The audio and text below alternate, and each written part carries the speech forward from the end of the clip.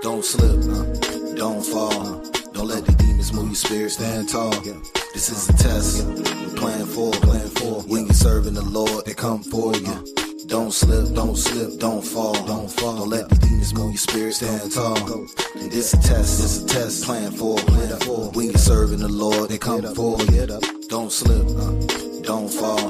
Don't let the demons move your spirit, stand tall. This is a test, we're playing for. When you're serving the Lord, they come for you. Don't slip, don't fall. Don't let the demons move your spirit, stand tall. This a test, playing for. When you're serving the Lord, they come for you. We be conceited in faith when demons are placed to get us. We need to escape, but demons nowhere to hit us. We leaning away, I'm seeing your faith is shifting, but just remember that we need to be saved. We be conceited in faith when demons are placed to get us. We need to escape, but demons nowhere to hit us. We leaning away, I'm seeing your faith is shifting, but just remember that we need to be saved. We be conceited in faith when demons are placed to get us. We need to escape, but demons nowhere to hit us. We leaning away, I'm seeing your faith is shifting, but just remember that we need to be saved. We be conceited in faith when demons are placed to get us. We need to escape, but demons nowhere to hit us. We leaning away, I'm seeing your faith is shifting, but just remember that we need to be saved. This isn't. Don't slip, don't fall. Don't let the demons move your spirit, stand tall. This is a test, we're playing for. When you're serving the Lord, they come for you. Don't slip, don't fall. Don't let the demons move your spirit, stand tall. This a test, playing for. When you're serving the Lord, they come for you. Don't slip, don't fall. Don't let the demons move your spirit, stand tall. This is a test, we're playing for. When you're serving the Lord, they come for you. Don't slip, don't fall. Don't let the demons move your spirit, stand tall. This a test, playing for. When you're serving the Lord, they come for you.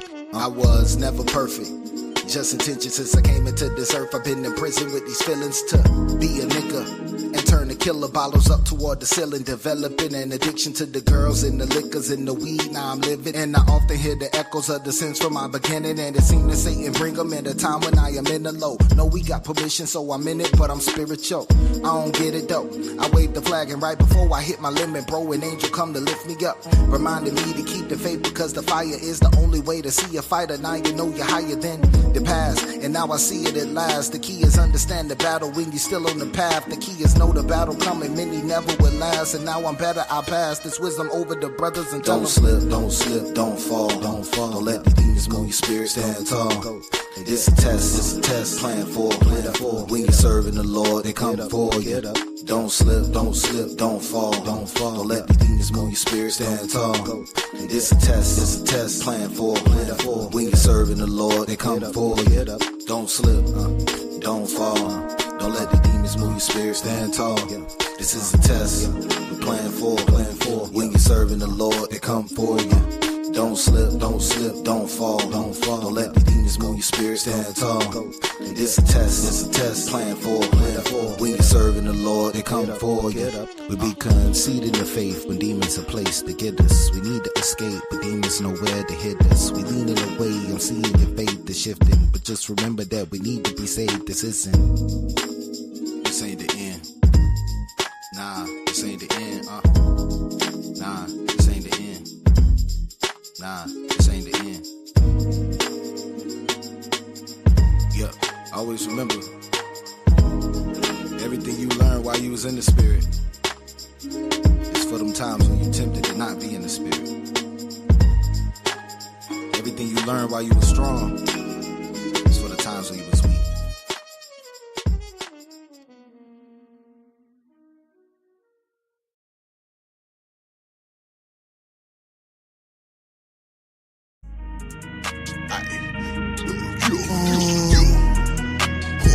Well, I let you fall.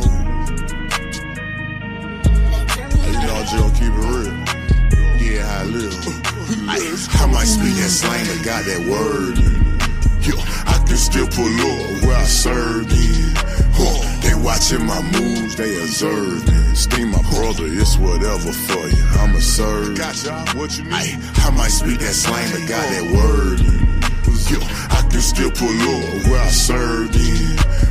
They watching my moves, they observe me. Esteem my brother, it's whatever for you. I'ma serve. I'm standing right here, you can crucify me. I'll forever be a voice for the voiceless. Hang with the Lord, you can get on. Asking my haters who they put on. Do this for the love we don't put on. And we lay down the blueprint, and we following the red band. Put a blue letter, re-reference. No blood or crips, y'all brothers repent. You know the vibes when we bump shows. No, we going up, but don't speak on. Know what I'm on in real time. And we too lit for life. The box they living lies. Don't need your criticize. Never met him one time, but my name in his mind. Why most I gotta remind to stop the COVID, they wild. I might speak that slang, but got that word. Yo, I can still pull up where I served in. They watching my moves, they observe me. Esteem my brother, it's whatever for you. I'ma serve. I might speak that slang, but got that word. Yo, I can still pull up where I served in. They watching my moves, they observe me. Esteem my brother, it's whatever for you. I'ma serve. Yo.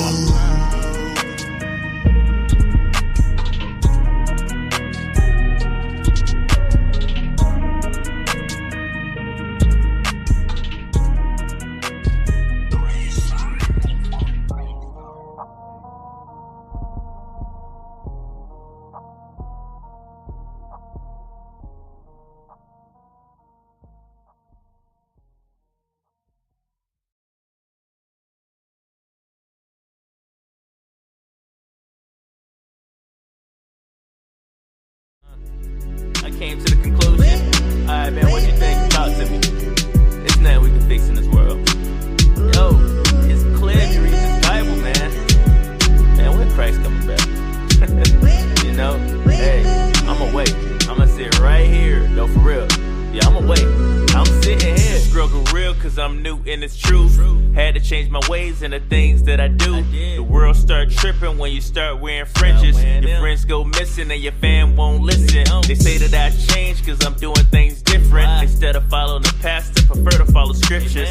Tired of being attentive to opinions. If you insert into the word, you are sinning. Telling me how this world works with no chapter or verse. I done did bad, I ain't trying to do worse. But sir, you can do whatever you like. I prefer to follow these books and wait on Christ. And it's a battle each day. Gotta read his word and do what it say. Make sure I don't sin. Matthew 24:13 and do it to the end. I pray that my family's straight. Be in one accord with his word one day. Until you come back to this place, I'm gonna spread your word and do it and wait. Yeah, do it and wait. Do it and wait. Yeah, do it and wait. Come on and do it and wait. Do it and wait. Do it and wait. Do it and wait. Do it and wait. Yeah, and I ain't doing things my way. I'ma wait like a line on Black Friday, or like a cashier when it's closing time, or like the last day in the voting line. Technology's so advanced, but we so behind. Closed off the people with an open mind. I can read red letter and they say I'm lying. I know it's bad, but at times I get tired of trying. I be trying to force them to see. In reality, just the past year they was me. But the best way to help them understand it, seeing my actions, following these commandments. 6, 1, 3. It's a battle each day. Gotta read his word and do what it say. Make sure I don't sin. Matthew 24:13 and do it to the end. I pray that my family's straight. Be in one accord with his word one day. Until you come back to this place, I'm gonna spread your word and do it and wait. Yeah, do it and wait. Do it and wait. Yeah, do it and wait. Come on and do it and wait. Do it and wait. Do it and wait. Do it and wait. Do it and wait.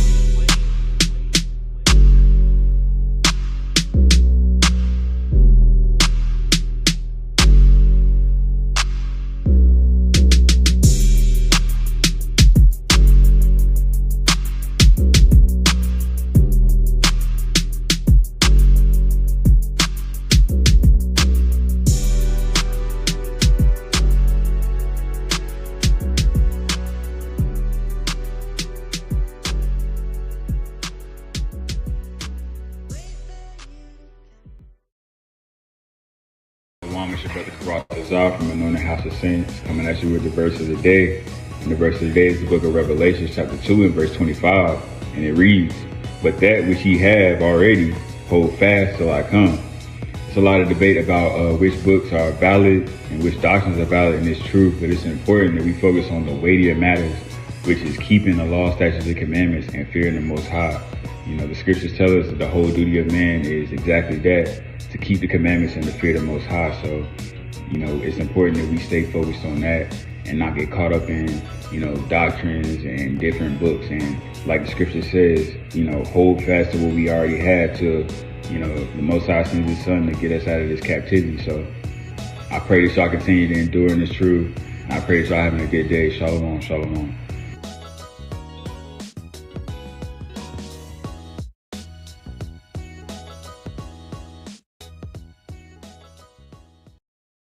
Real Soldier James here with the Anointed House of Saints. The verse of the day is going to come from John 1:11. He came into his own, and his own received him not. Let's get the answer for who did not receive Christ. Was it all of Israel or certain individuals? Let's go to Mark 8:31. And he began to teach them that the Son of Man must suffer many things and be rejected of the elders and of the chief priests and scribes, and be killed, and after 3 days arise again. So all of Israel did not reject Christ. It was the elders, the scribes, the chief priests. That's who rejected Christ. Shalom.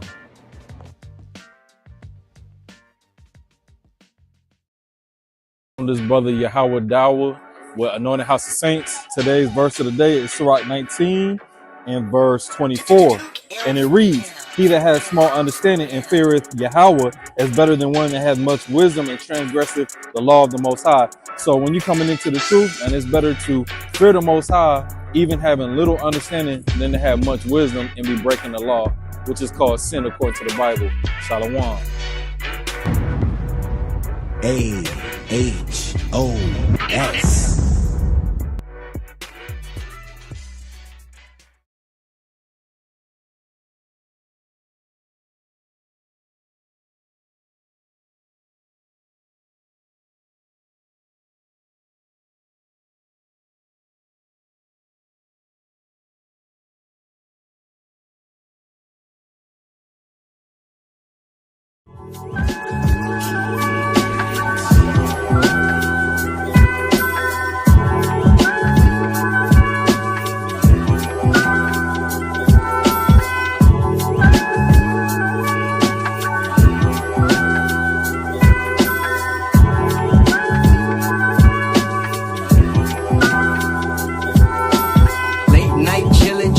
Out in my ride, so much on my mind, just trying to catch a vibe. Thinking about my people, it seems they all blind. They thinking they know the truth, but no, not up to 12. Try. Some say we a nation that's built up on tribulation. Some say we was taken and put in this situation. I say honestly, man, it's a little bit of both. Just take it from a nigga who parents native and Haitian. White folks stole my people's land, but we gon' take it back, cause the Most High put the power in our hands. Yeah, we going straight reprimand, cause the people did us dirty and never got punished. From here to France, they out here preaching peace, but to us ain't none given. Convince us to protest, but disregard how we living. Well, soon y'all gon' know how we feeling. Yeah, how is coming back to prove to you that you ain't been forgiven. I'ma break it to you now that with this joint ain't no hook. The aristocrats on the mic pushing them words like a book. I'm anointed and I'm a saint and I got these niggas shook. I'm a Danite prince of the power and I can't be forsook. I think it's unfortunate that y'all couldn't face the facts. You so confused, you can't seem to break down Romans and Acts. When I teach, y'all got me losing all of my patience. Hear the word Israelite and then you turn to Galatians. Honestly, y'all need to do some investigating. My people acknowledge but still fighting for education. Broke them shackles off of my mind and set me free. Now, Father, y'all got me thinking immortal relation. Try and wake y'all up, but you suckers being complacent. Shot that nigga in the street, but how you grew up so chasing. Take a nigga life for a little bit of wealth just to spend that shouldn't move back into your mama basement. Now you become a Muslim so that your life don't get taken. Boy, assalamu alaikum, bean pies, green eggs, and bacon. Allah just a title, not the name of the Most High. You a Israelite, soon to be seeing revelation. Hey, now they saying the prince is lyrical. I'm ruling this thing, but it ain't nothing empirical. Yahweh shot sent the comforter, got me feeling spiritual. Yasha Allah on the rise, I ain't even hit the pinnacle. Hey, y'all know ain't too many better than I start watching on this mic, I even got a letterman. Skills concrete solid, I ain't talking settlement. Reppin' the Anointed House, man, you know we killing it. Hey, this time around, y'all better get a ticket. This young get hit a bomb like the 96 Olympics. Mess with the men of the Lord, might end up in the clinic. We taking the kingdom soon, 1 hour, 0 minutes.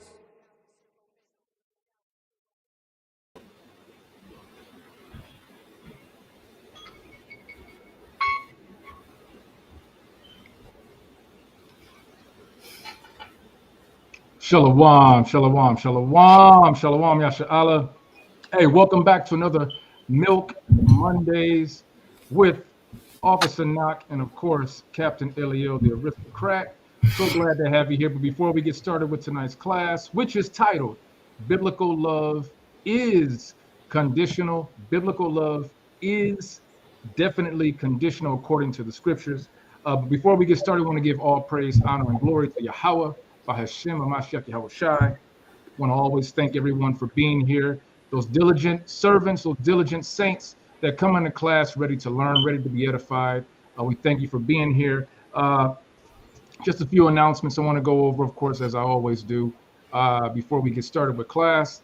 Any brothers who are wanting to put their brick in and do the work of the Lord with the Anointed House of Saints, you can do so by sending us your interest at AnointedHOS@gmail.com. Let us know in the subject line that you want to be a part of the prospect phase, and we'll get that information to you. Also, sisters who want to help the brothers and help the congregation with the Anointed House of Saints and do the work for the Lord, please let us know by sending us also an email to AnointedHOS@gmail.com. You can put in the subject line, sisters help. All right, we appreciate that. So let's go. We got some dates coming up. Saints, because we want to keep everything in line the right way. So we're gonna have to go over the calendar a little bit here because we have some dates coming up. Hey, we have our third new moon coming up, May 27th. We'll be having class, so please join us for that lesson. I believe it'll be starting at 8:30 or 9 p.m. I believe that is tomorrow, starting tomorrow night. So those who are able to come to class, please be here for our feast, for the new moon third month feast day. And we would love to have you here. We'll be having officers teaching the class. It's going to be edifying. I hope everyone can participate and be a part of that class tomorrow. Also, we have coming up pretty soon the Feast of First Fruits. We have some brothers who will be joining together in Chicago, Illinois, with our Chicago camp with Captain Yawasop. Anyone who's in the area and is able to attend, please let us know by email, AnointedHOS@gmail.com. If you would like to be able to attend, we will be having the feast day on that Saturday evening, Sabbath night. So if you want to join us, hey, we'd love to have you. So if you can, please let us know and pull up. All right. So with that, let me take this off real quick. Hey, Cap, how you doing? How you doing today? I'm good, bro. Shalom. You can hear me? Sound all right? Con, I was just about to ask him, do I sound okay? Because I can't really tell on this end. But shalom to you, Cap. Shalom. Let's see. Let me get this off of here real quick. And let's put us back on the screen. Con, all praises. Hey, whenever you want to start, Cap, you can go ahead and start. I'll go ahead and give a few shout outs real quick if you're not ready yet. Matter of fact, let me just go ahead and give a few shout outs. We don't have too many people in here yet. I'm sure more people will join us after class starts. All right. But as always, we want to give a shout out to our mother of AHOS, Sister Yahana. Shalom to you, sis. Shalom. Shalom. Peace and blessings to Tamala. Shalom to you, sis. Shalom to the mighty Captain Shaquat out in the Bay. Shalom. Shalom to A Miracle Robinson. Shalom. Shalom to you. Shalom. Shalom to the lovely sis Malka. Shalom, sis. Shalom. Shalom to that mighty brother. Hey, that That's my brother, Tank Gun. Shalom to you, brother. Shalom to his rib. Sister Charlicia Gun. Shalom, sis. Let's see. Shalom to that mighty brother, Octaves. Octave, Shalom. Tribe of Zebulun. Shalom to you. Shalom to the brother Gary, mighty brother Gary. Shalom to that mighty brother Kasaja. Shalom in Naptown. Shalom to you, brother. Shalom to Sister 2112. As always, good to see you. Shalom to the mighty brother down in Georgia. That's our soldier, Nadiyab. Shalom. Shalom to the mighty brother, to the senior, Mr. Eric Latham. How you doing, brother? Good to see you. Shalom. I think that's about it for right now. Anyone else who wants to get a shout out, just, shout out in the chat, and I'll see your name and I'll bring you up. All right, I'll shout you out. But I don't have anything else right now. Cap, if you're ready to go, we can go ahead and get started. All right, my bad. Shalom, y'all. So, what's today's Memorial Day or whatever, right? Done. Okay, so real quick before we get into the lesson, something I forgot about. Memorial Day. Just wanted to give y'all a quick little history lesson on that, like literally 5 minutes. Because I know. So a lot of people think this is, well, I'll say this. Memorial Day is a heathen holiday, right? It's a holiday that the heathen have made in the name of a General A. Logan, John A. Logan, who, basically helped them create the day, right? But what they don't teach you in school is that this day comes from another day called Decoration Day, right? From 3 years before, that was actually started and commemorated by freed slaves that had fought in the Union, well, for the Union side of the Civil War, right? So there were some South Carolina slaves, right, that had become freed through joining the war. They fought, and those that died, they decided to commemorate in South Carolina, in Charleston. And they had a whole parade and all that type of stuff, right? And they did this from 1865 to 1868. And in 1868, the white people decided to do the same thing, right? And they called it Memorial Day, and that is what we now have as the so-called holiday, right? But just wanted to let you guys know that this day actually is just another day that was stolen from our people, right? It's literally a holiday or a new holy day, if you will, to memorize or commemorate our people that, Israelites had created in 1865. And Esau decided to take it, right? And change the name and make it for his people only. So just to give y'all a little history on it, check this out. So Memorial Day began in 1868 as Decoration Day to honor Union soldiers who died in the Civil War. It was officially recognized as a federal holiday in 1971. Initially celebrated on May 30th, the day was later moved to the last Monday in May in 1968. So May 30th is when we did it, right? 1865. And the last Monday of May is when they changed it, right? So 1968. Decoration Day. The holiday originated as Decoration Day after the Civil War, with communities decorating the graves of fallen soldiers, particularly Union soldiers. And notice how it says communities. It doesn't tell you what community, right? Because it's literally one community of people. So yeah, this is a day that they vultured from us, right? Culture vultured and changed the name. Check this out. So this is what you learn about in school. General John A. Logan of the Grand Army of the Republic, an organization of the Union veterans, issued a proclamation in 1868 designating May 30th as a day of remembrance according to PBS, right? So formal recognition. While communities, i.e. us, had been observing similar practices, Decoration Day, the formal proclamation in 1868 by General Logan is widely considered the start of the national observance. Just like the discovery of America is widely considered the first time anybody had ever been here, because that's when the white people saw it, right? So that's what they do. They'll take things, change the name, or, give some white person the credit for it, right? And that's the part that they teach you about in school. They won't teach you about the things that we did in particular, or even the fact that this whole entire holy day that they have, holiday, if you will, right now it is. But this holiday that we have in America was actually ripped under the feet and stolen from slaves, freedmen, if you will, because they weren't technically slaves at the time.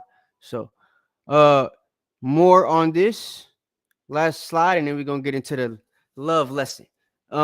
Yes, Decoration Day, known now as Memorial Day, was indeed started by black freedmen.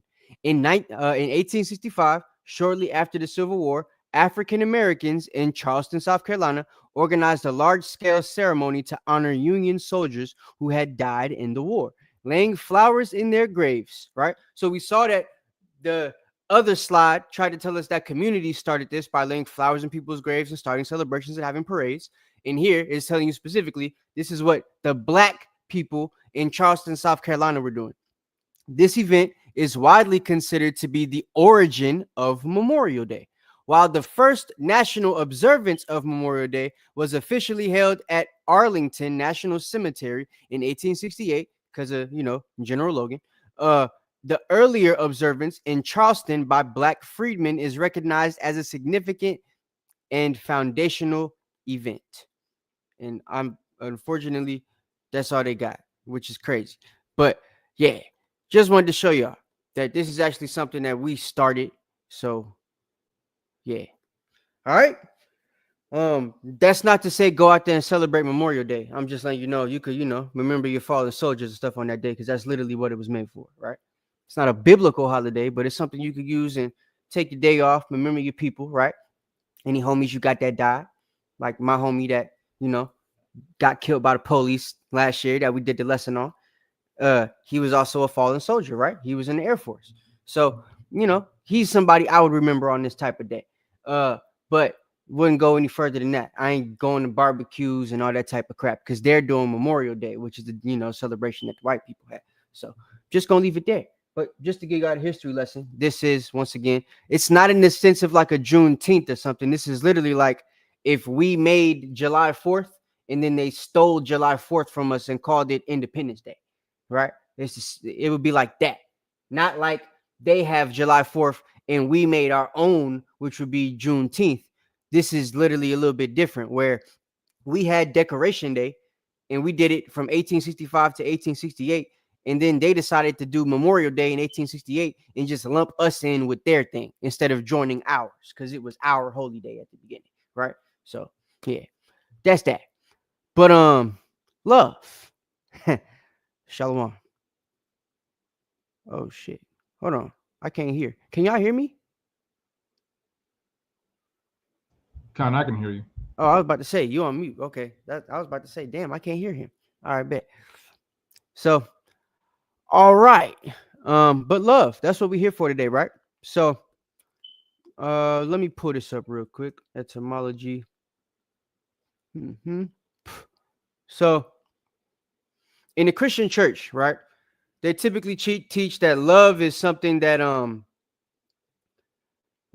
it's something that everybody's supposed to have unconditional for everybody, right? Love is something that's supposed to be given unconditional, and it's something that the Most High has unconditionally for every human being on the planet, right? That's what they teach you in the Christian church primarily.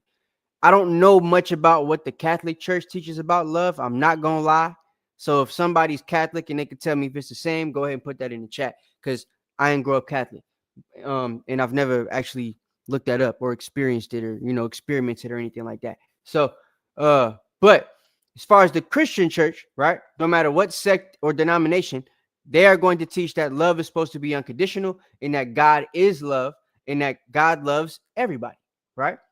So I thought it was important to do this lesson just to, one, give the foundation of love, explain to you guys what it actually is, and to prove to you that love in the Bible has conditions. It's not unconditional, right? It's completely conditional. And we're going to prove with scripture and precepts, you know what I'm saying? So first I want to show you guys the etymology of love, because a lot of people get the word love misconstrued and they think it only has to do with a feeling, right, of romantic sexual desire or attraction or something like that. But it's not necessarily that as far as its original sense, right? So much so that they're going to have in here, right? This is etymology.com or etymon online, right? It's the same thing. They just changed the name. So love, which is a noun, Middle English love, from Old English lufu, right? Y'all didn't even know that the word wasn't always love, did you? So Shakespeare wasn't saying love, he was saying lufu. But anyway, feeling of love, romantic sexual attraction. What else we got? Affection, friendliness, the love of God. You see that? The love of God. Love as an abstraction or personification, right? This is reconstructed to be the form Proto-Germanic lubo, right? Which would be love in Germanic, right? Which is to care, desire, or love, which they keep using love to describe or to use in the definition of love because it's not really a word that means what they say it means. Because you think it means attraction and, you know, all that type of stuff. They put it in the definition because that's what you think it means. That's what you assume it's for, right? But notice they have love of God here, right? Right here. The love of God, right? It's in between two semicolons to let you know it's separate from these two separate definitions, right? So love of God is a definition on its own for the word love, right? Now, the question, two questions would be, one, when was this started? And two, you know, why don't people follow it? And where is it from? So if you go on etymon.com or etymology.com or any etymology source, it's going to have love of God as a definition or meaning for love, but it's not going to tell you the time or the date that love of God was instituted as a definition or actual meaning for, you know, love. Giving you everything else, but love of God is not there because love of God is not something they could track as far as the date because it's something biblical.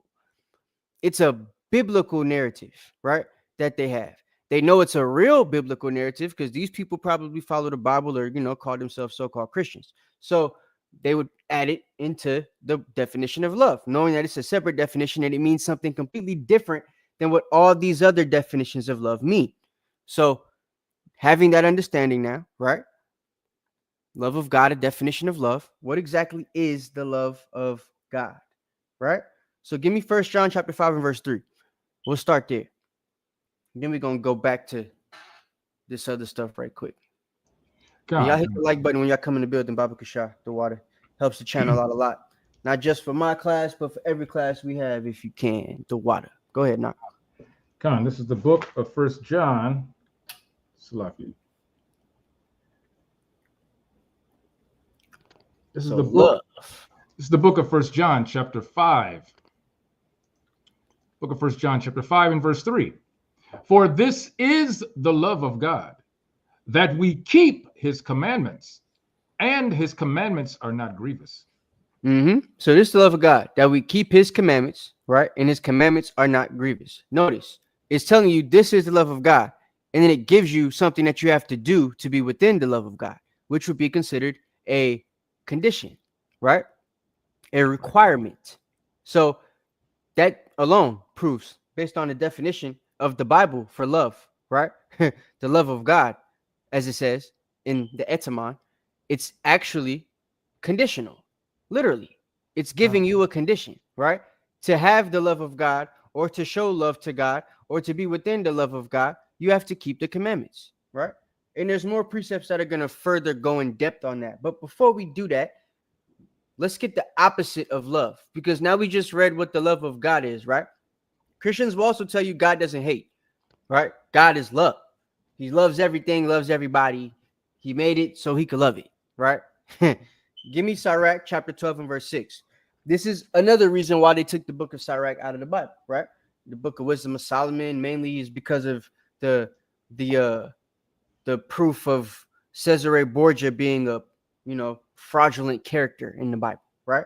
As far as the look of their portrayal of the one they call Jesus, who we call Yahushua, right? So, and then we have an actual specific group of people that the Bible says that the Most High hates as well, right? So give me that Sirach chapter 12 and verse 6. God, this is the book of Sirach, or this is the book of Ecclesiasticus, also known as Sirach, Salakia, chapter 12 and verse 6. For the Most High hateth sinners, and will repay vengeance unto the ungodly, and keepeth them against the mighty day of their punishment. So the Most High hates sinners, right? And he's going to make sure they get punished, is basically what that's saying. So hold on a second. I'm just going to do this right quick. Gonna see if that works. All right. So also give me Romans chapter 9 and verse 13. Because we see here that the Most High, right? He's literally in a situation where I hate sinners. So we see here there's not a love for everybody, especially if you're a sinner biblically, right?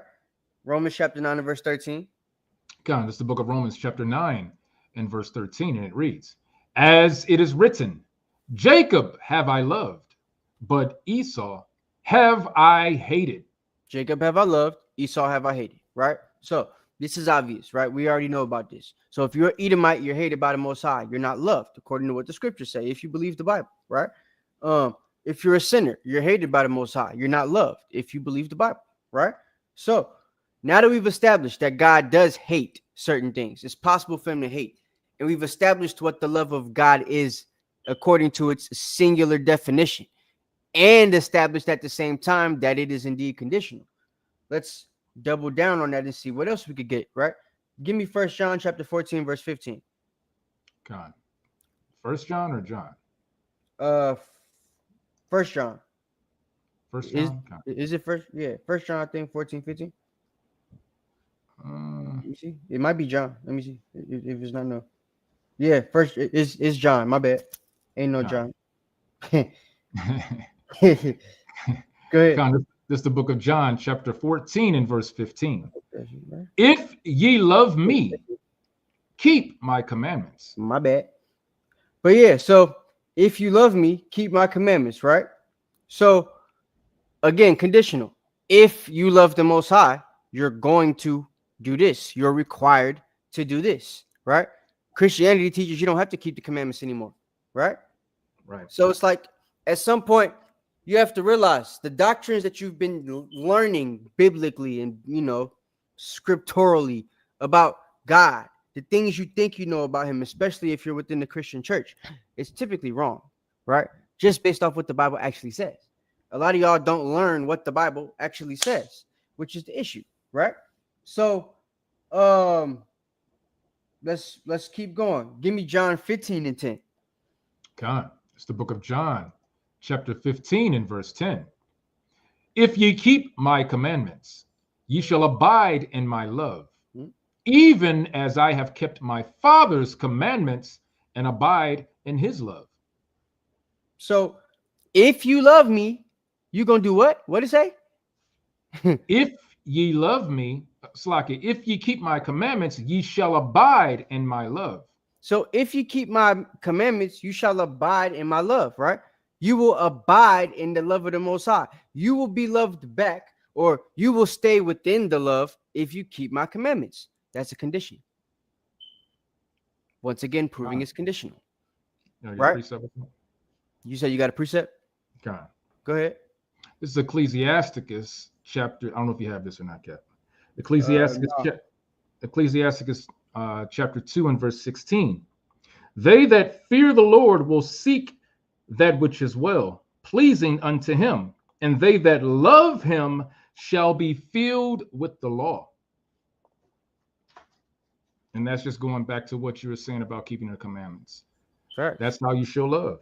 You have to be filled. You have to be filled with the law. When they say I'm filled with love, that means that you are filled with keeping the commandments. Yeah, it's supposed to mean that. Today, when you say I'm filled with love, it means you just going, either you sleep with everybody or you give out a lot of good hugs. God. Which still might mean you sleep with everybody. But anyway, so it's a feeling, some type of feeling. Yeah, a feeling of attraction, right? Emotion. Yeah. So it's like that's what people think. So when they're filled with love, it's I just love everybody. How you even know you're supposed to act like that? I don't love everybody. Right. And as we saw, God don't love everybody. So if we're supposed to be like God, you know what I'm saying? If we're supposed to be like our Father who is in heaven, how the hell are you gonna love everybody? How you gonna love everything when it's proven he does it? Right? So that's that. Give me Deuteronomy chapter 6 and verse 5. Because we see the Bible keeps telling us how to love, or if you're going to stay within the love or be loved back, you're going to do this, you're going to do that. And the thing that it keeps telling you to do is follow the law, keep the commandments. That's the condition, right? At the beginning, you learned fear. The fear of the Most High, right, is the beginning of wisdom.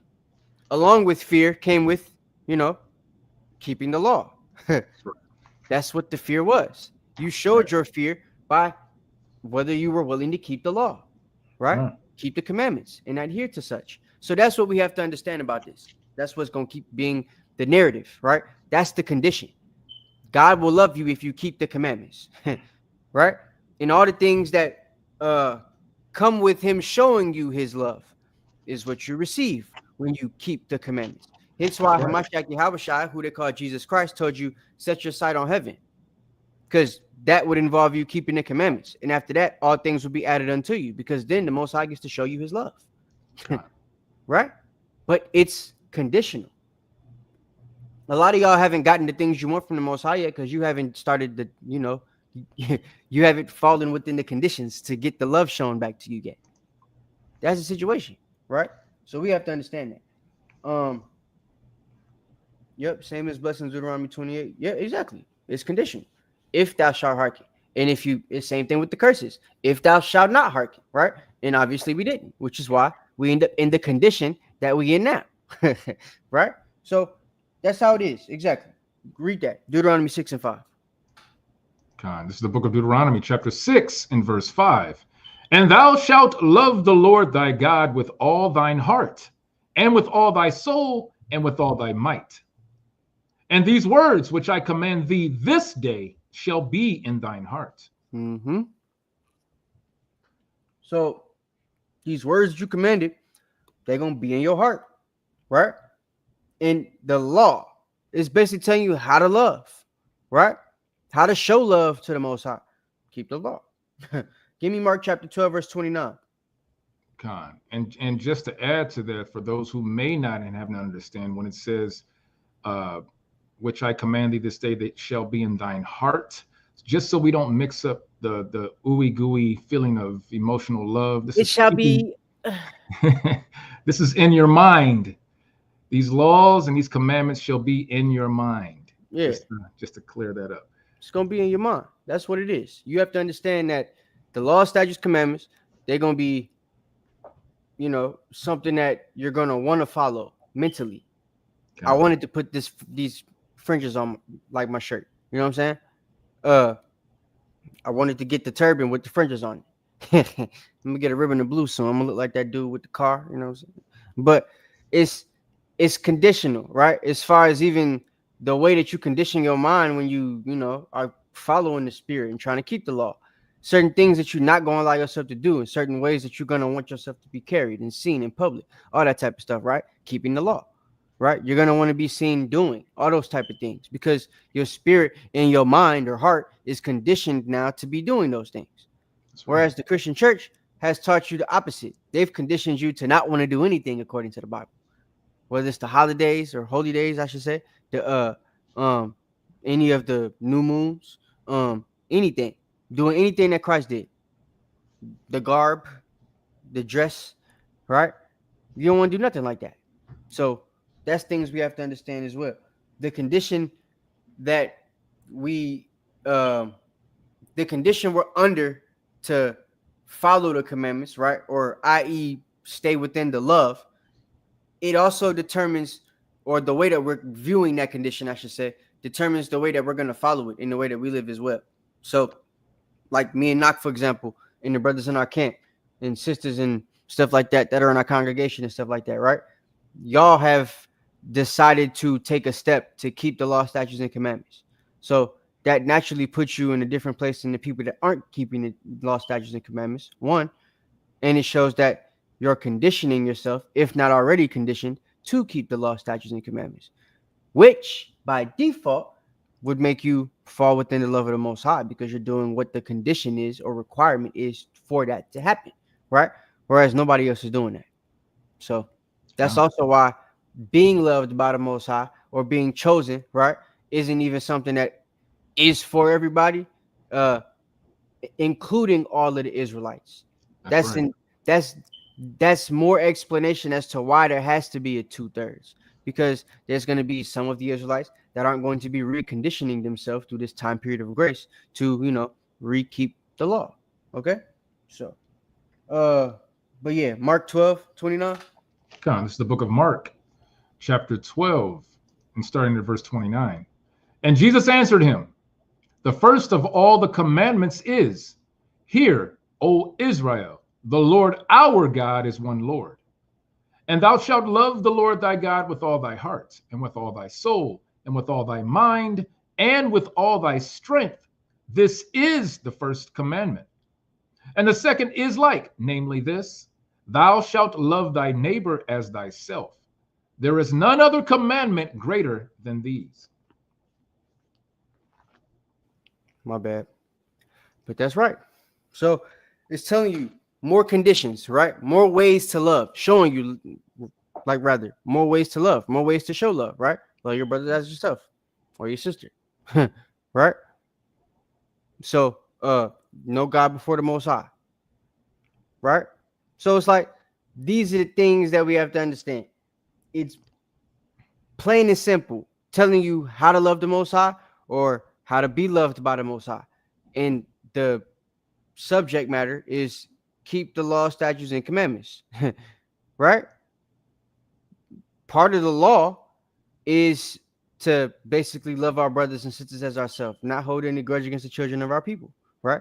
This is just a reiteration of that, but it's still within the law, right?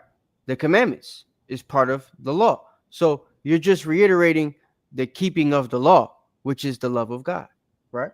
So it's plain and simple. Should be very easy for y'all to understand, but it's all conditional.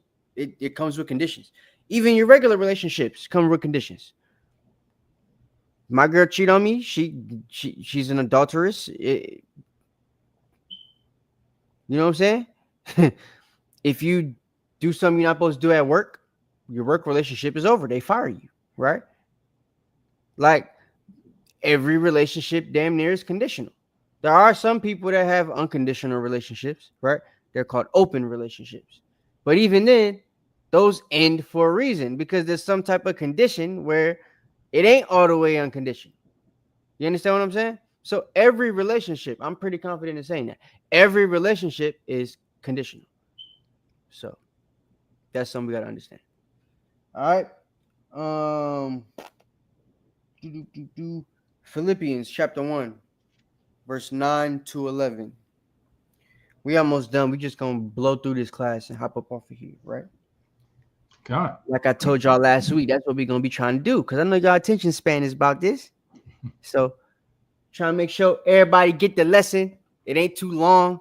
Y'all got time to get all the precepts, and you ain't gotta watch a 2-hour lesson and stuff like that, right? And you can still get the precipice of what I'm trying to teach y'all. So hopefully. God, this is the book of Philippians, chapter 1 and verse 9. You just want verse 9 or 9 to 11. God. The book of Philippians, chapter 1, starting at verse 9. And this I pray, that your love may abound yet more and more in knowledge and in all judgment, that ye may approve things that are excellent, that ye may be sincere and without offense to the day of Christ, being filled with the fruits of righteousness, which are by Jesus Christ, unto the glory and praise of God. You see that? So it says, I pray that your love may abound yet more and more in knowledge and in all judgment. So it's telling you here, not so much a requirement or a condition, but it's telling you how your love should be.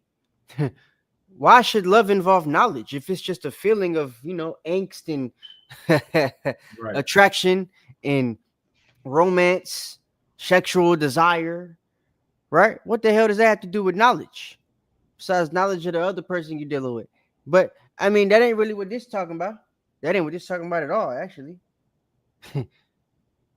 So what type of knowledge is the brother explaining to you that love should involve? Knowledge of the law, statutes, and commandments. You agree not? John, I'm I not got a tripping. precept. I got a Oh, you precept. got a precept. Oh, so that means the Bible agrees with what I just said. Go ahead. John, this is the book of Ecclesiasticus again, and also Sirach. Going with chapter 11 and verse 15. Wisdom, knowledge, and understanding of the law are of the Lord. Whew, that's cool. Love and the way of good works are from him. What? Love So and the way of good wisdom, works knowledge, are from him. understanding from the Lord, and what? And understanding of the law are from the Lord. Uh-huh. Love and the way of good works are from him. It even likens love with that stuff because it's all the same thing. God. They're all from the Lord. And when you think about it, it's all the same thing. The good works they come from the law. The love is the law and the keeping of, right? What else to say at the beginning? The wisdom and knowledge. Wisdom and knowledge of what? And The law. and understanding. Yep, of the law. That's what you're supposed to have. You show your wisdom, knowledge, and understanding of the law by what you keep and how much of it you keep. Right? Yeah. That's your works. Faith and works. Right? So, I mean, it seems pretty simple, but they're literally explaining to you either ways to love, how to love, ways to show your love, or how to stay loved by the Most High while you're Yahweh. So it's all conditional. It's not something that just, hey, I woke up today, so the Most High loves me. Nah. He might have woke you up today to let you get hit by a bus later on. Mm-hmm. He might have woke you up today to let you get shot by that nigga at the gas station that you owe money to. Like, you don't know what happens, right? He might let you wake up today to get shot by the dude who you decide to go talk to his girl at the gas station instead of him going out to go get the stuff, you know what I'm saying, and go to the register and everything. He let his girl go do it and then get mad when a brother talk to his girl. Like the nigga see him in the car, he get out and shoot him. God. Most High let that brother wake up though. God. He allowed him to get to the gas station. You know what I'm saying?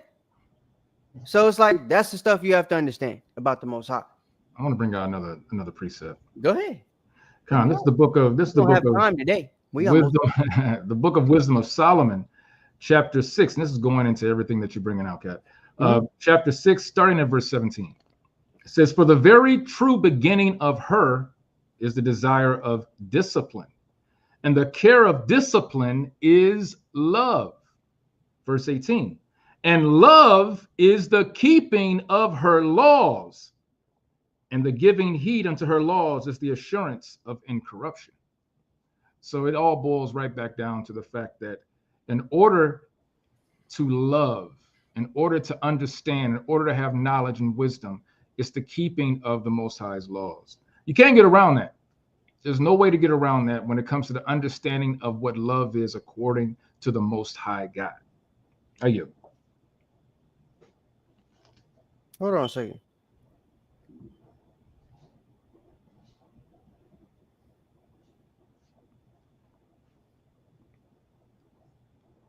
Oh, we got a little. I had an issue going on. Okay. Yeah. So, what else I want to get? What are the precepts that I have out here? Because I mean, yeah, let's get this one too. Romans chapter 13, verse 10. God. It's the book of Romans, chapter 13 and verse 10. "Love worketh no ill to his neighbor." Excuse me. "Love worketh no ill to his neighbor. Therefore, love is the fulfilling of the law." You see? Look at that. It's just Sirach was wise. And Paul just be taking stuff and you know what I'm saying, rewriting it. Like he be using the knowledge, right? When you hear something from a wise man, you're supposed to take it and add on to it, right? That's right. So that's what Paul be doing, man. Y'all be thinking he just be making stuff up. A lot of stuff he said was written in the old time because it's old wisdom and knowledge and understanding of the scriptures, right? That's right. It's a cyclical understanding. The oracles of God. Ain't nothing changed. Ain't nothing new under the sun. So that's like what it is, right? Y'all be thinking all these other books have knowledge, wisdom, and understanding in it. We can learn from anywhere. Yeah, you can, but a lot of those people just heard the stuff that we got in this book and then they decided to write their own stuff. They just, copied what we got though. called it a different name. So Slaki. yeah. Yeah, I just wanted to kind of add to this because this scripture right here that just brought out, this precept 13 and 10, is a cut to those Christians who say that they love God. They just need to love God. And we ask them all the time with that Christian doctrine, how do you love? What does that mean? Right? What does that mean? When they see this, they have no answer, right? Because the main thing that they're focused on is that they don't have to keep the law, but yet they're supposed to love God. Oh, Jesus fulfilled the law. So you just love Jesus and you fulfill the law. That's all you have to do, brother. Yeah, what is that though? How do you love him? You love him. I love Jesus. I love Jesus. You just say it, and that's all it means. I love Jesus. That's why they have that. That's why they have that thing. Too, brother. Yeah, I love everybody. No, when they sin, they just say, "Well, I can just call on the name of Jesus, and He'll forgive my sins because He loves me." But you're not showing Him any love, right? Yeah, it's crazy. It's backwards. Are you? Crazy as hell. Crazy as hell. So, all right. We got like 3 or 4 more. Right, Octaves. So yeah. No, not at all. Right. Psalms 119, 47, 48. Okay. I mean, if you wanted them, you in your kingdom right now. Do what you want to do. But us, nah, we can't do that. Nah, we ain't doing that. What you call out again, Cap? Psalm 119, 47, 48. Oh, 47 and 48. So yeah. Not one, just 47, 48. And then you're gonna go to 127 and 128 after that. So Psalms 1, I'm sorry. Yeah, Psalms 119 verses 47 and 48 first. Okay. Psalms 119. I don't think I have that one. Hold on. Slack it. Yeah. Hold on a second. Why are you looking for that? Let me chart it. All right, Psalms 119. Psalms 119. Let me pull it up here. Salaki, everybody. I think you said 47. Okay. Khan, this is the book of Psalm 119 and starting at verse 47. And I will delight myself in thy commandments, which I have loved. My hands also will I lift up to thy commandments, which I have loved, and I will meditate in thy statutes. God. So you're supposed to love the commandments, delight, have joy in keeping them, right? That also shows your love for the Most High. You feel me? God. So this is ways to love the Most High. Not so much requirements, but things you should do, ways you should feel when showing your love, right? Which the requirement of is, keeping the law, statutes, and commandments. So you should be happy to keep them, right? You should be delighted that you're the people that even know the law, statutes, and commandments in order to keep them. That's right. You feel me? I went to go, I'm getting a new job, right? I went to go take my drug test and everything. And the white lady was from Russia. It's crazy how this just be happening. Like, white lady was from Russia. And she's the one, like, taking the drug test from me and everything, right? And she sees the fringes. And she goes, "Oh, you're a Jew." I said, "Yeah." She goes, "My brother, Christian pastor. Yeah, he know about you guys. Notice I didn't say Jewish." I said, "Yeah." And she said, yeah. And it's not because of this, because I have my lily on, right? She goes, "It's not because of the star. No.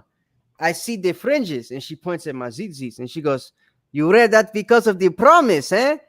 I said, "Yeah." So they know what's going on. They do. You know what I mean? Yeah. So, like, you're supposed to be delighted to keep the law, because she knew, my brother's a Christian pastor. You know what I mean? And we know about y'all. He ain't walking around with no ZZs on. You wearing that because of the promise. That's right. Feel me? So that's code. She said that though. You know what I mean? That's code. She said that. To them, it's the same thing. Damn, Shemaiah. To them, it's the same thing. Okay? God. They think Jew and Israelite is the same. Right. So, but the point is, she knew I wasn't Jewish, right? That's what she was trying to say. Right. So it was just funny. But the way the stuff be happening, you know what I'm saying? And you could just tell when you see somebody, right, that's a heathen, and they know that you're an Israelite, and they say something about it. They typically either watched our videos before or they did their own research and realized what's going on, right? So, but you know, that only happens if you have enough confidence and delight yourself enough to keep the law, wear your fringes, wear your ZZs, because a lot of y'all don't like doing that. A lot of y'all think y'all look crazy walking outside with these things on the bottom of your shirt or these things hanging off your pants or whatever, right? But we're supposed to delight in the fact that we were given that as a commandment to wear. God. We're supposed to be happy about it. You know what I mean? We're not supposed to want to look like everybody else. Not supposed to give a damn about whether they think we look weird or not. You know what I'm saying? And honestly, if you want to be real, if you walking up the street or in the store confidently, people gonna act like they like it. Usually I get compliments, even from white people. I really like your shirt. That's interesting. They don't know what it is. Some of them don't know it's Israelite garment. If you told them, they probably would hate you after that. But you know, until they find out what it is, they see the stuff on the bottom of the shirt, they see the ZZs, they're like, oh, yo, those are nice. Because you know them Jewish people, that they don't wear ZZs like us. Ours usually got nice decoration, probably got some crowns on it, some lilies, you know what I'm saying? Pomegranates, whatever y'all be putting on them things. Be different colors, matching your outfit. When you see them, it be the nasty little string ZZs, the ones that if you put them in the dryer, if you leave them on your pants, they come out looking like cotton balls and stuff. They be all frayed and frizzy and everything, right? Those are the ones that they wear. They got the circle and you got to tie the knot. So they stuff don't look like ours. That's what they expect to see if you quote unquote Jewish. When you see us wearing stuff, it just look like we got some type of swag. So when they see it, they're like, yo, that's fire. What is that? You know what I'm saying? Yo, that's dope. I really like your shirt. You know what I'm saying? But it's because you're confident enough. You delight in yourself to wear that. You know what I mean? So just keep that in mind.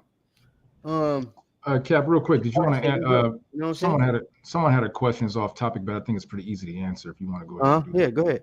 Because we only got right here. We ain't even got to read these. So what? I can't. Oh, I see. I'm tripping. I'm looking over. I have a question off topic. What does it mean to cast lots?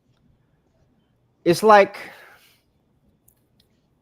an example of, or it's similar to like gambling or placing a bet, but it's a little bit different. You know what I'm saying?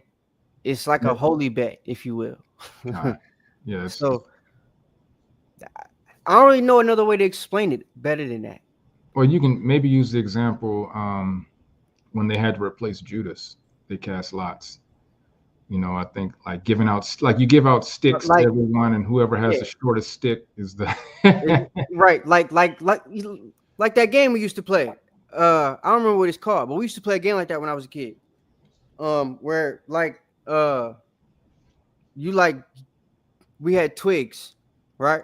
God. Give somebody twig. Whoever got the shortest twig gotta be the one that, you know, do the hide and seek or whatever. There you go. Picking sticks. So yeah, picking sticks. That's what we call it. So picking sticks. It's the same thing, right? Nothing new under the sun. Niggas still do it. So it's like placing a bet, right? They also did it with the way where they got dice from is they used to have certain, I guess you would call them dice, but they were like these little white marble looking rocks and stuff, right? You'd write something on them, and it's like how you choose heads or tail on a coin, right? So it would be whoever chose whatever rock with whatever symbol on it, right? It would be that lot or that person that get to choose whatever situation happens. That would be the casting of the lot. So it's that type of stuff. It's like it's a bet, a set apart bet, or you know, gamble, or it's kind of like I don't know another way to I don't know another word to use other than that. So it's like if you had an item of let's say you had a gold necklace and everyone wanted that gold necklace, and so they're gonna cast lots for it.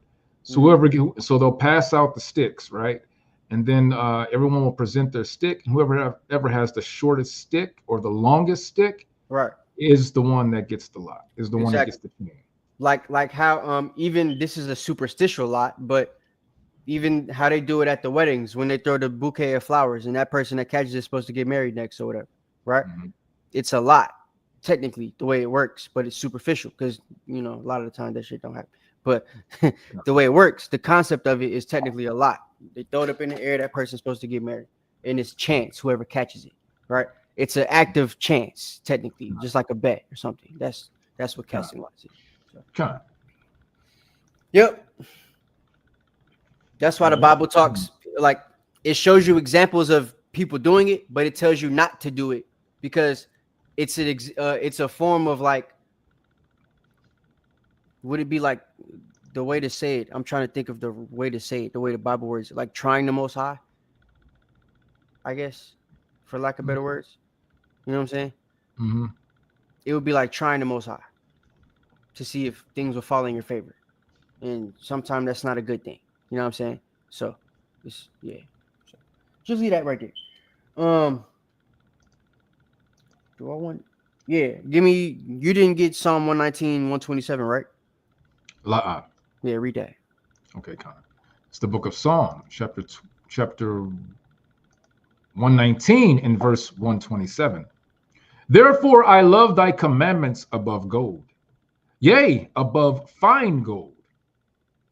Therefore I esteem all thy precepts concerning all things to be right, and I hate every false way. Mm-hmm. So every false way he hates. And things involving the law, love, she's right. Go ahead, keep going to verse 128. You read that? John, verse 28. Yeah, I did. Okay, bet. All right.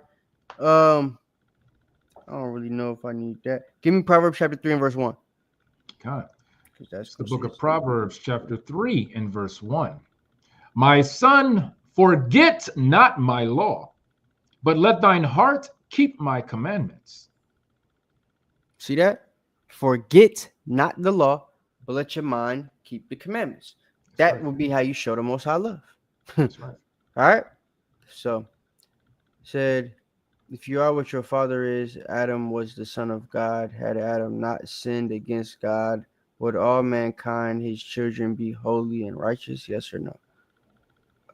Well, for one, his children still wouldn't be all mankind because there would still be a chosen seed that comes from Adam had he not sinned, because that was the whole point of him being here in the first place.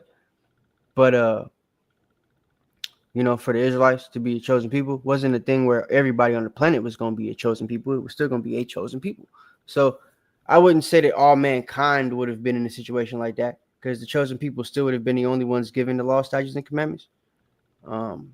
Which means everybody else wouldn't be able to sin just like now until they're put under the law, statutes, and commandments. So the only people that would be unrighteous in a place that, would make them, possible to sin, would be the actual children of God, which would be the Israelites. So the narrative wouldn't really change. To answer your question. If Adam was, righteous and never sinned, he just would have had Enoch and all the righteous brothers, right? Even if Cain still killed Abel, because I don't know if that changes or if it doesn't. But regardless, there still would have been the sons that were born, right? And maybe if Cain doesn't kill Abel, Cain doesn't get sent off to be banished, right? Maybe he doesn't have a mark, which means maybe, just maybe, if the mark is the, complexion of the Edomites and everything like that, then they might not look like that. But it wouldn't change the fact that everybody's still spiritually who they are. So we would still be the chosen people, right? They would still be the wicked or the non-chosen, the heathen, right? And sin is transgression of the law. So if the law is only given to the righteous people or the Israelites at the beginning, right, for them to learn and to teach the other people, it would only be that. If Adam didn't sin, we probably wouldn't have sinned either, because he's the one that sent us into that situation, technically, is what the Bible said. So had that not happened, we just would have been the righteous, nation of kings and priests that we were supposed to be from the book of Exodus on to now. Wouldn't have been all the negative stuff. But everything still would have been the same as far as what I understand. So go ahead. God, Salakia, also everything was predestined. So you really can't say, if, because the way it is how it was supposed to be. I was thinking that, and that's why I was like, that's why in my head it still would be the same way, because it was still predestined for there to be a chosen people, right? It would still come from Abraham, Isaac, and Jacob. It just, everything that we're going through now, I would assume just wouldn't be happening. Wouldn't be like a need for the curses of Deuteronomy to be happening now, because we wouldn't be in a place to make them happen. We would have never sinned. We would have just been righteous and would have been beating the backs off the other people for 4, 5, 6,000 years. You know what I'm saying? You can go to Ecclesiastes on that and give an explanation on how that is, but yeah, I'll yield on that. But I don't know if we need to now. I think that was pretty good. Hopefully. Said thanks for your honest answer. Maybe he understood it. All right. So, but yeah, man, that's that. So, tune in for the classes that we got throughout the rest of the week. I'll see y'all next week. I'm still working on that Japhet lesson, so y'all stay tuned for that. Next week I might got a surprise lesson for y'all, a little bit of history, but we'll see. But yeah, I got Japhet coming soon. I got a Persian Mede captivity lesson coming soon, and hermeneutics and stuff like that lesson coming soon. I figured that would be milk or should be milk. So just because it's like biblical foundation. So, oh yeah, Shaquat, new moon tomorrow, live class tomorrow. So y'all keep that in mind. All right. That's right. And I don't want to mispronounce your name. Antho-Arabian? Yeah, Antho-Arabian. Yeah. Okay, Antho-Arabian Harman. All right. So pull up to the class tomorrow, to the new moon. You know what I'm saying? And if you got any questions, you could, ask them. Say it was good. All right, that's all I got, man. I'll see y'all next week. All praises to the Most High. All praises to the Most High. So, yo, I hope everyone was edified. Of course, I should have said earlier, have your notepads and your highlighters and your Bible out. But you can always go back over this class. It'll be on YouTube. But you need to teach these lessons, need to learn and study for yourselves and for your family. So all praises to the Most High. Real quick, I'm going to shout out a few names that I've seen pop in after class started. And let me go ahead and shout those out real quick. First off, I'll just say a shalom to Antho-Arabian Harmon. Shalom to Sister Lily. Shalom to Brother Ak Moshe. Shalom to the lovely Sis Belin, Christella. Shalom to the mighty officer Shemaiah. Shalom to the lovely Sister Charlia. Shalom to the lovely Sister Neri. Shalom to you all. So just remember, we have classes all through the week. Tomorrow we will have our third new moon class. I believe we'll be starting at about 8:30 or 9 p.m., right around the same time as this evening. I believe our officers Karataza and Officer Shemaiah will be presenting that class. So please attend and to be edified on that new moon class. Also, we have classes coming throughout the week. Also on Thursday, we have our Torah portion or Torah lab with the mighty Captain Jonathan. He's breaking down scripture verse by verse. I think it's a wonderful, wonderful thing to do to give us the understanding of the Most High's words, breaking it down verse by verse. That's something that I think is needed. I don't see many other congregations or camps doing that. So, hey, come support your brother with his teaching, support Anointed House of Saints. And by the way, since I brought up supporting, hey, check this out. You can do your part. Let me pull it up real quick. If you would like to support Anointed House of Saints, you can do so. And I'm going to show you how real quick. Let me show you how real quick here. All right. You can do so by going to our website. All right. AnointedHouseOfSaints.org. AnointedHouseOfSaints.org. As you can see, we have the website up and running. We have new items and new things added to it on the daily. But if anyone is wanting to help with supporting Anointed House of Saints, You can do so by going right here to this tab, right? And you're going to click on support.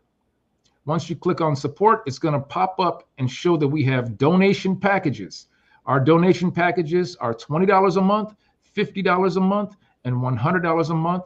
And each of these have incentives underneath. I'm not going to go through them because I want you to go to the website and look at it for yourself. But if you can and you are able to commit monthly, you can just go right down at the bottom of these selections and select one here. Once you select it, let me just give you an example. My computer isn't too slow. Give an example. You select and it will pop up a screen where you can sign up. All right. Got your sign up. You get your login.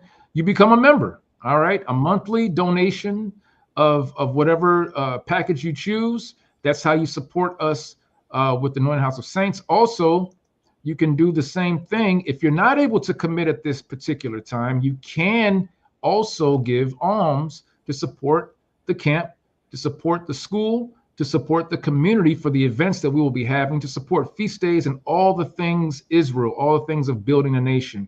You can give alms of any amount. You just hit the Cashapp, $ AHOS school, and any amount is appreciated. Any amount is appreciated. So just wanted to show you that. Also on here, hey, we have what's called a shop, right? Usually, usually these websites have shops where you can actually buy merchandise, right? And we still have, it's still growing, but you are able to, order merchandise on the website. We got pajama pants, AHOS pajama pants. We got the AHOS book bag, which is really nice. The bucket hat, which is fire, right? We even have the plush blanket, and we also have the unisex heavy blend sweatshirt, right? Which I believe can actually have any type of description on it. Doesn't necessarily have to say take the kingdom, but that'll probably be special ordered. But we have those things on our website. This is so that we can, we can come together, we can support each other, we can do the work of the Lord, and hopefully Yahweh Shai will return, right? And we can start reigning again, all right? We can start reigning with our king on top. But just want to show you that. Let me stop this real quick. Stop. Did it stop? No, it didn't stop. It didn't stop. There we go. All right, Con. So with that, Captain, me teach us Sabbath on the root of Saturday too. Oh, Con. Okay, so let me pull that up real quick. I didn't see that one. Captain Shaquat, and I forgot about Salakia Thawada Cap. Our other class, one of our mainstays, is our Sabbath morning brew. The teaching will be with Captain Shaquat out of California. He will be teaching this Saturday for Sabbath morning brew. Also, and I'm sure brothers will be jumping on with him. We'll have some brothers in Chicago for the first Feast of First Fruits, and some brothers will be staying back and joining other congregations. So all praises to the Most High for that. I'm trying to see if there's anything else that I might want to have. I might say, hey, if anyone has not shared the class tonight, if anyone has not liked the class, if anyone has not subscribed, please do so. It helps us out. It helps us get this message out. It helps the algorithm. It's not that hard. All you got to do is go right over there and click it, and then click again, and boom, hit the share button, share it with family, share it with friends, so we can get this word out. Because I want to go home. You know what I'm saying? I'm ready to go home. I'm really ready to go home because this captivity is, trash. Very much so. Very much so. So let me go ahead and get Daniel. We can get on out of here. I'm going to get the book of Daniel chapter 7 and verse 18. And we will get you out of here. It's the book of Daniel chapter 7 and verse 18. And it reads, "But the saints of the Most High shall take the kingdom and possess the kingdom forever, even forever and ever. By Hashem HaMashiach Yahweh Shai." And with that, thank you again for attending and joining us for another Milk Mondays. Tonight's topic was biblical love is conditional, and you know that it's definitely conditional. You got to keep the commandments in order to love the Most High and to have faith in Yahweh Shai, who the world ignorantly calls Jesus. But let's keep the faith. Let's keep it pushing. Let's endure. And let's come back to another Milk Mondays next week. I'm Officer Knock. Captain, are you all? And we will see you again, Lord willing, on another Milk Mondays. Shalom, family. Shalom. This is not a test.